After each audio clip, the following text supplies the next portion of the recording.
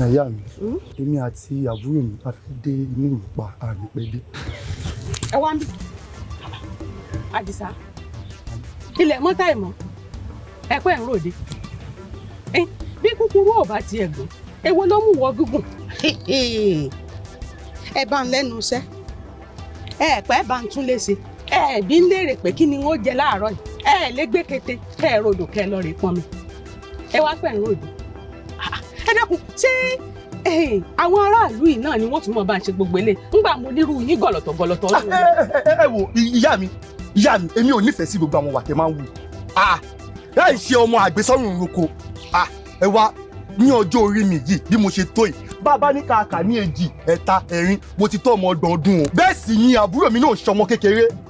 Bẹ́ẹ̀ bá mọ̀ ẹ pé fẹ́ ṣe nǹkan kan, ẹ̀yin náà bó síbẹ̀ kẹ́ fọwọ́ bá díẹ̀ kẹ́ ṣe. Ẹ dẹ̀ máa ní ká ṣe síbí, ká ṣe sọ́hùn, ká bá yín bomi, ká bá yín dáná, ká bá yín mú tọ̀hún, ká bá yín mú kiri. Ní ọjọ́ orí mi, ìyá mi, ayé ò yọ báyìí. Bóyá tí n bá débi tí mo fẹ́ dé, báyìí ẹ̀ bá wá yọ tí n bá dé, màá bá yín ṣe. Báyìí ò dẹ̀ yọ, kò jẹ́ bó ṣe jẹ́. Àdìsá, lẹ́nu rẹ sí mi. Kí ni mo ti sọ?